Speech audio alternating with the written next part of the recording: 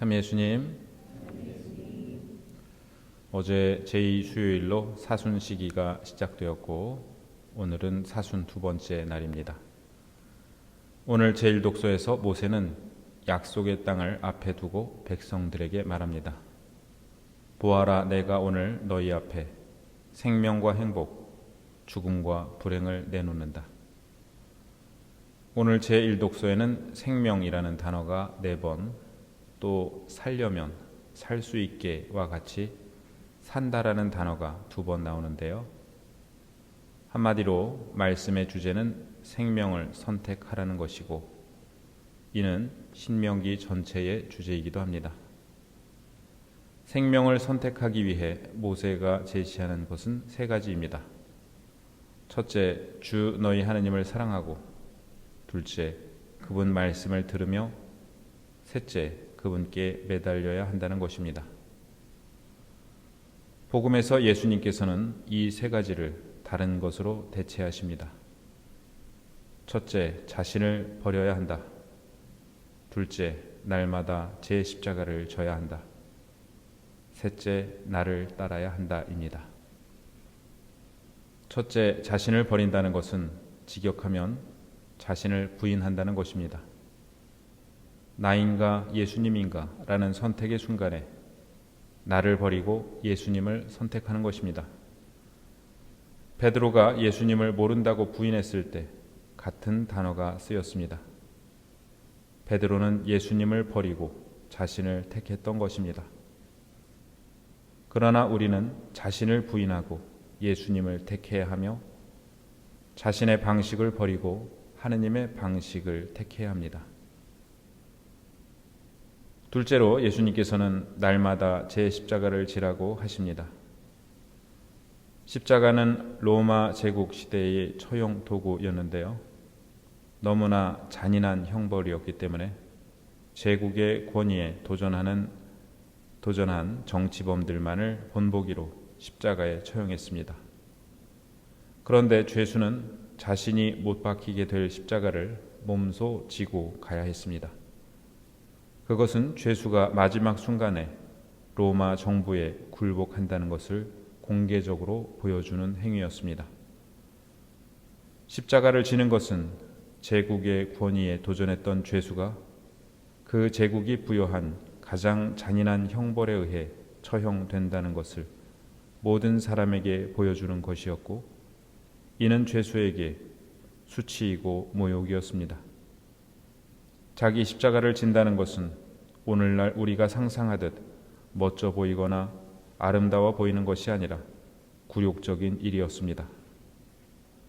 그런데 왜 예수님께서는 자기 십자가를 지라고 하실까요? 예수님께서 만일 십자가를 지지 않으셨더라면 예수님은 아마 더 오래 사셨겠지만 우리가 과연 십자가 없는 예수님을 생각할 수 있을지 의문입니다. 지금 내가 겪고 있는 일, 내가 당하고 있는 일이 없다면 나에게 우선 당장 더 좋을 수 있지만 과연 그 일을 뺀 내가 진정한 나라고 볼 수 있을까요? 어쩌면 내가 나이기에 수반되는 일들, 내가 맡고 있는 직책, 가정과 공동체에서 나의 위치와 역할 때문에 내가 겪어야 하는 그 일은 나를 힘들게도 하지만 진정 나를 나답게 만드는 일일 것입니다. 그 일은 수치스럽고 모욕적이고 부끄러울 수 있습니다.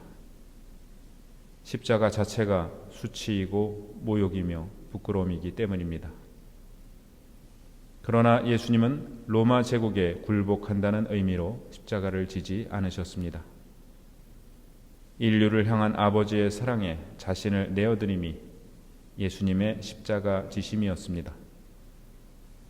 예수님께 십자가는 더 이상 당신을 처형하는 도구가 아니라 인간을 지극히 사랑하시는 아버지의 사랑 앞에 자신을 봉헌하시는 가장 깊은 사랑의 징표였습니다.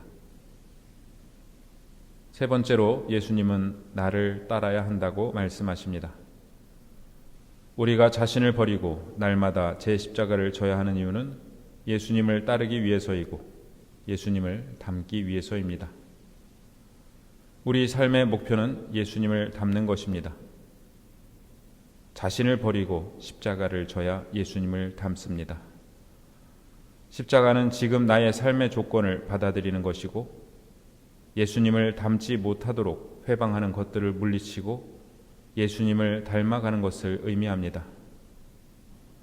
예수님께서는 날마다 제 십자가를 지라고 하심으로써 반복되는 일상이나 작은 희생도 당신을 닮아가는 과정으로 삼으라고 초대하십니다.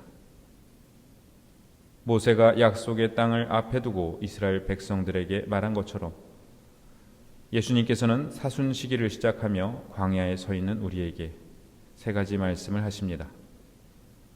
자신을 비우고 주어진 삶을 껴안으며 당신과 함께 걸어가자고 하십니다.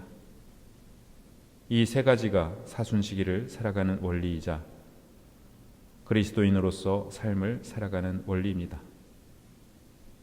누구든지 내 뒤를 따라오려면 자신을 버리고 날마다 제 십자가를 지고 나를 따라야 한다.